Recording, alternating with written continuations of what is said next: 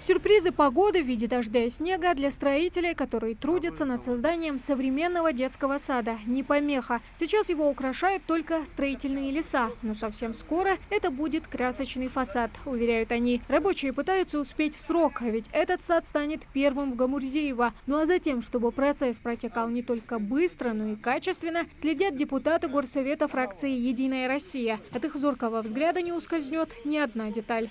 Her машина проверки geliyor, закона. Her машина проверки нельзя.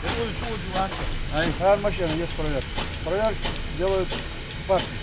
Партии бетонопроводов, есть лаборатория, предустрой. Они делают кубиковый отбор.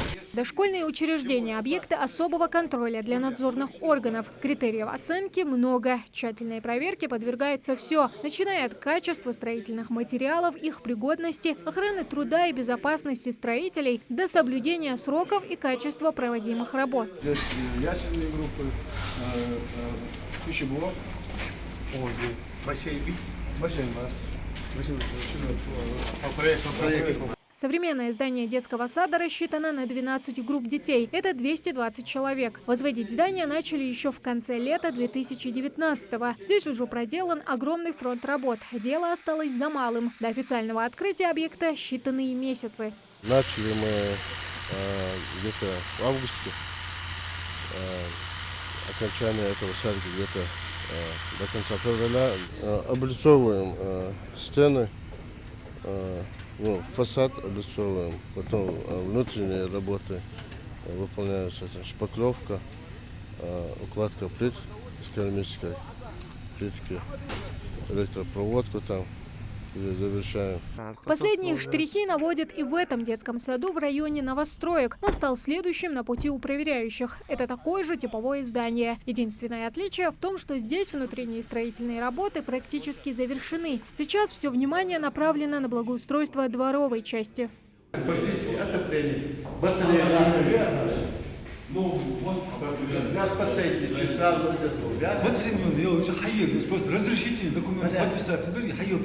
Строительство детских садов начато в рамках нацпроекта «Демография». К слову, это только один из 12 проектов, которые действуют в республике. Контроль за их осуществлением и курирует ингушское отделение партии «Единая Россия». Проверка и комиссия в целом довольна, но не обошлось без мелких недочетов, которые, впрочем, не повлияли на качество объектов.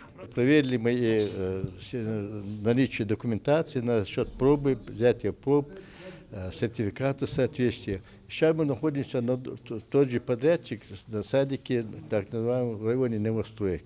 Как видите, тут работа почти процентов на 90 выполнена. И срок сдачи где-то в апреле месяце. И я думаю, что они ложатся.